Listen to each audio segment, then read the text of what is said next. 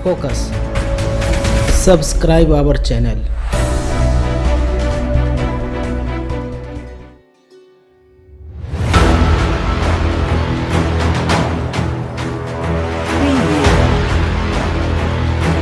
सन 1666 जब संपूर्ण उत्तर भारत मुगलों के बर्बरता का शिकार हो रहा था, भारतीय धर्म और संस्कृति मुगलों के तलवारों से रक्त रंजित हो रही थी, तब 22 दिसंबर 1666 को पाटलिपुत्र की धरती पर एक ऐसे बालक का जन्म हुआ जिसने अपने धर्म और संस्कृति की रक्षा के लिए तलवार उठाई और खालसा पंथ की स्थापना की।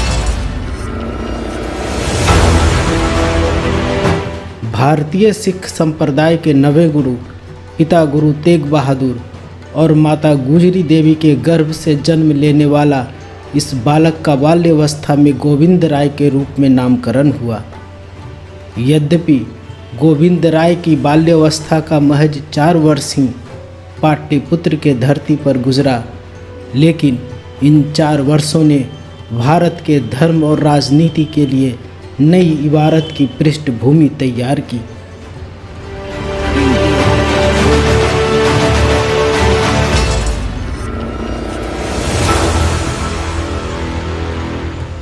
वर्तमान में पटना का हरमंदिर साहब गुरुद्वारा गुरु गोविंद सिंह जी का जन्म स्थान है, जहां 22 दिसंबर 1666 को इनका जन्म हुआ, जिसे तख्त हरमंदिर साहिब भी कहा जाता है।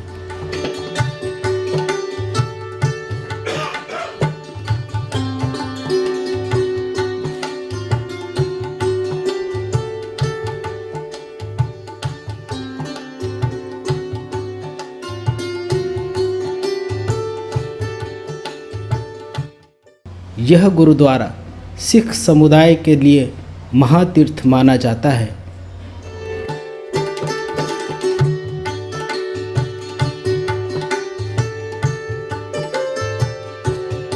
सफ़ेद संगमरमर से बना हरमंदिर साहब गुरुद्वारा सिखों के 5 तख्तों में एक है और स्वर्ण मंदिर अमृतसर के बाद हिंदुस्तान का दूसरा प्रमुख तख्त है। 10वें पातशाह साहब श्री गुरु गोविंद सिंह जी महाराज जी का जहाँ जन्म हुआ और 6 साल तक जहाँ रहे, जहाँ बहुत ये सिखों का दूसरा तख्त है।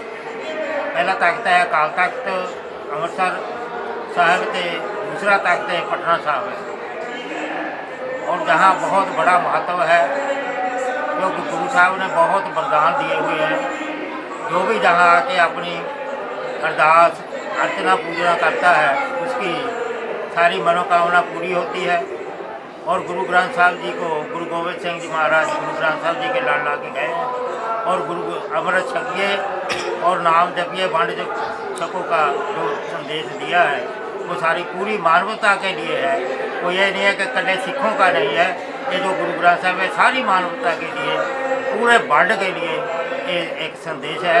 इसको मानो, इसको जानो और एक वाहिगुरु जी का खालसा वाहिगुरु जी की। प्याज की आकार वाली गुंबद और कमल के फूल के ऊपर सोने की कलश गुरुद्वारे की उन्नत निर्माण शैली का उदाहरण है।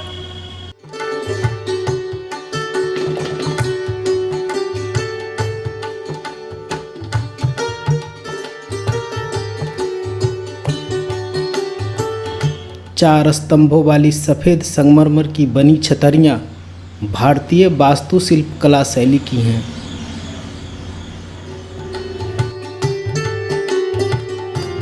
मुख्य इमारत की आंतरिक संरचना में भी सफ़ेद संगमरमर का प्रयोग किया गया है, जहां पूर्णतः स्वर्ण के बने सिंहासन पर गुरु ग्रंथ साहिब सुशोभित हैं।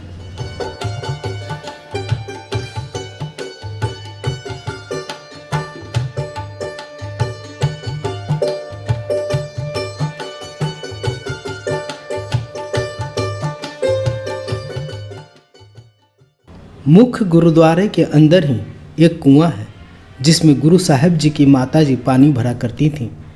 वर्तमान में उसे संगमरमर के रेलिंग से घेर दिया गया है।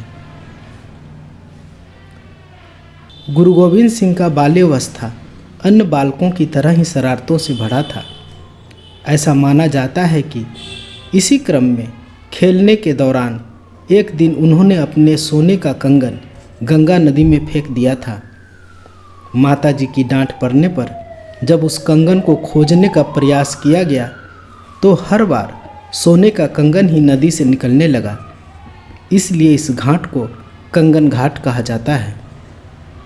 वर्तमान में यहाँ एक गुरुद्वारा का निर्माण किया गया है जिसे गुरुद्वारा कंगन घाट कहा जाता है।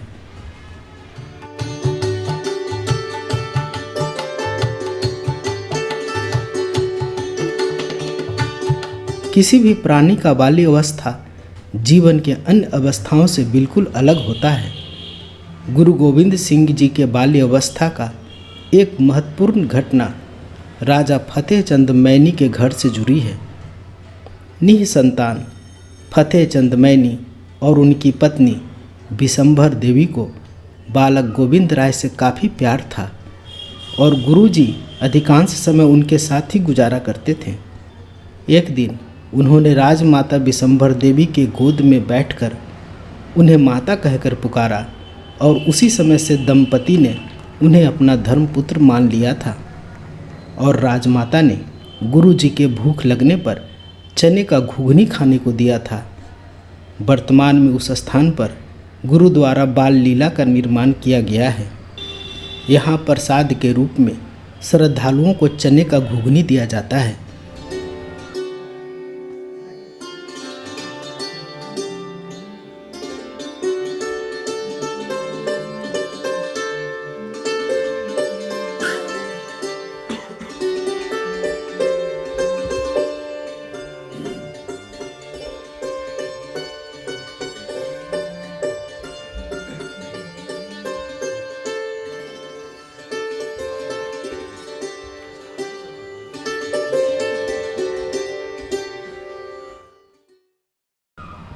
गुरुद्वारा के अंदर राजमाता के नाम पर एक अतिथिशाला का निर्माण भी कराया गया है, जिसके प्रांगण में ही करौंदे का एक पेड़ है, जिसके टहनियों से गुरुजी दातुन किया करते थे।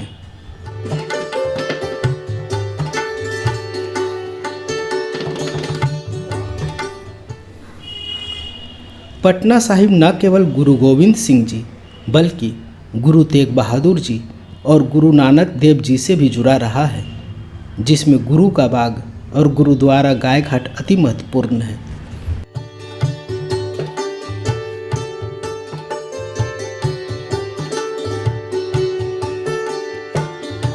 असम से लौटने के पश्चात गुरु तेग बहादुर जी जब पहली बार अपने पुत्र गोविंद राय से जिस स्थान पर मिले थे, उस स्थान पर वर्तमान में गुरुद्वारा गुरु का बाग का निर्माण किया गया है।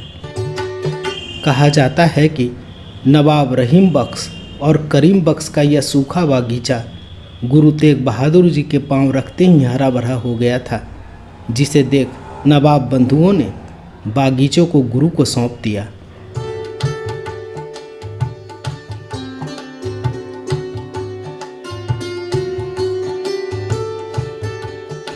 गुरुद्वारे के प्रांगण में गुरु तेग बहादुर जी के दातुन से वृक्ष बना नीम का पेड़ और उनके द्वारा प्रयोग किया जाने वाला कुआं आज भी मौजूद है।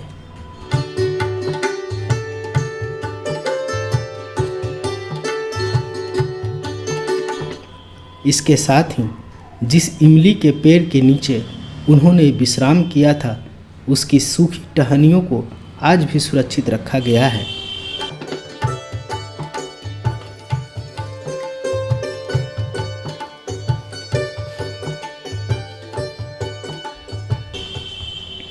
हाल ही में एक पवित्र सरोवर का भी निर्माण किया गया है। इस गुरुद्वारे से न केवल सिख बल्कि अन्य समुदाय के श्रद्धालु आम के पेड़ को खरीद कर ले जाते हैं, जिसकी महत्ता गुरु के प्रसाद के रूप में मानी जाती है।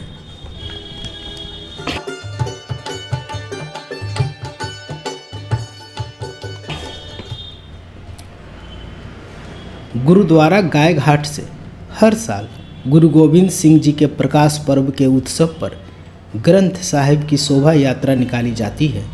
जो तख्त हरमंदिर साहब तक जाती है, जिसमें न केवल देश के बल्कि दुनिया भर के सिख श्रद्धालु आते हैं।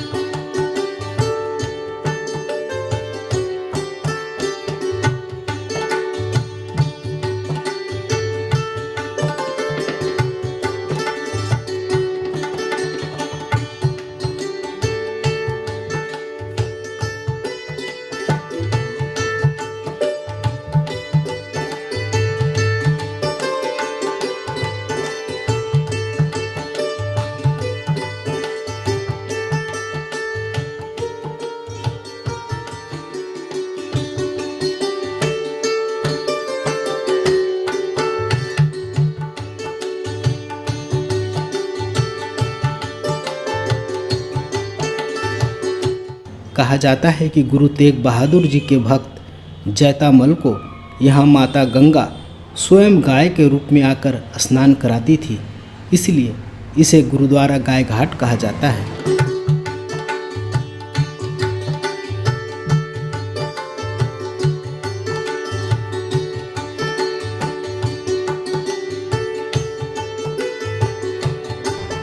इस गुरुद्वारे के प्रांगण में हरसिंगार का वृक्ष आज भी मौजूद है, जिसमें गुरु तेग बहादुर जी अपना घोड़ा बांधा करते थे।